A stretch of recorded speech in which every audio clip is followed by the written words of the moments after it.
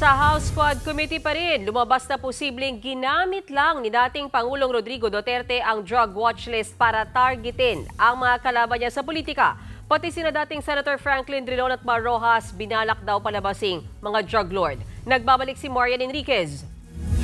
Sana ang nadanasan naming paghihirap na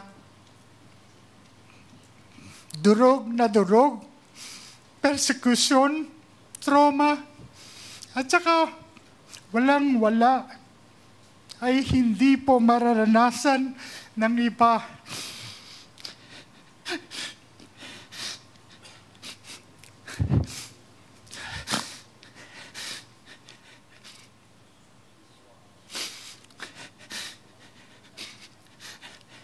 At mananaig ang katotohanan at hindi ang pamumulitika o personal na interes ng ilan.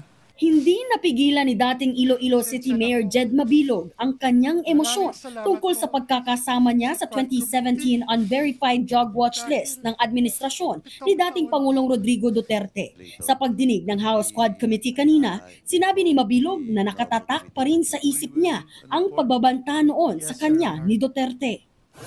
The mayor of Iloilo City, I identified him. This is broadcast.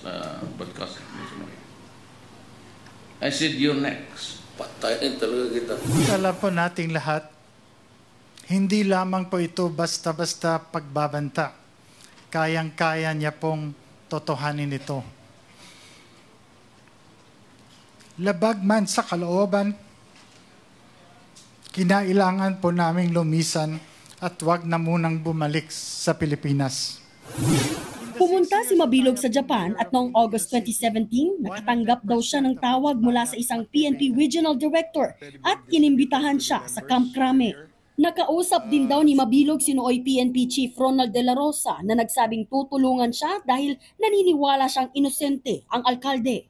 Pero makalipas ang ilang minuto, may isa pang general na tumawag kay Mabilog para balaan siya. His voice was grim. Mayor, do not return. Your life is in danger. The accusations against you are all fabricated.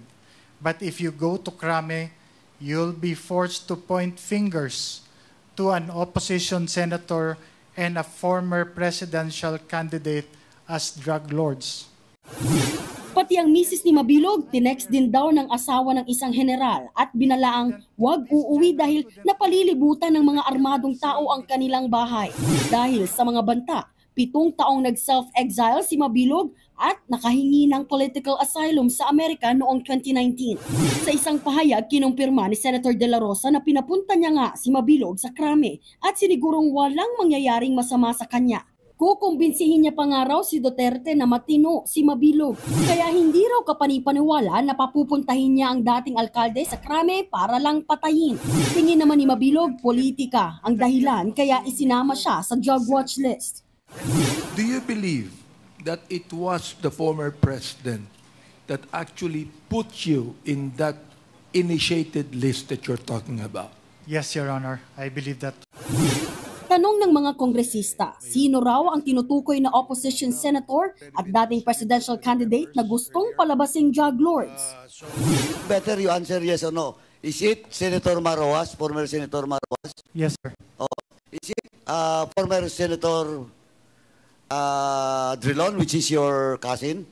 Yes, sir. It is all about politics. Kaya yung Duterte's list, again, from the statement of Colonel Espinido, nakalinaw po na it does not gone through vetting and validation. Pagkalaban ka sa politika, nasa listahan ka. Wala pang pahayag tungkol dyan sina dating Senator Franklin Drilon at Mar Rojas. Nang matanong si Mabilog kung bakit hindi naghain ng reklamo laban kay dating Pangulong Duterte, sagot niya, napatawad na raw niya ito. Meron din daw kasing immunity noon sa mga kaso ang Pangulo. Pero ngayong private citizen na si Tigong, giit ni House Committee on Human Rights Chairman Benny Abante. Kaya may mga umiiral na batas ay para mapanagot ang mga dapat managot.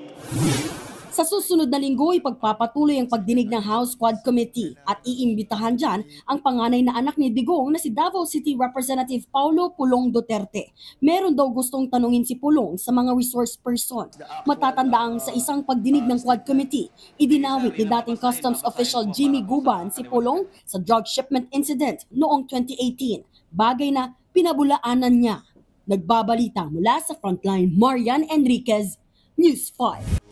Mga kapatid, Mean Los Baños po, huwag magpahuli sa mga balita at impormasyon dapat ninyong malaman. Para sa mas malawak na balitaan at diskusyon, mag-follow at mag-subscribe sa social media pages ng News 5.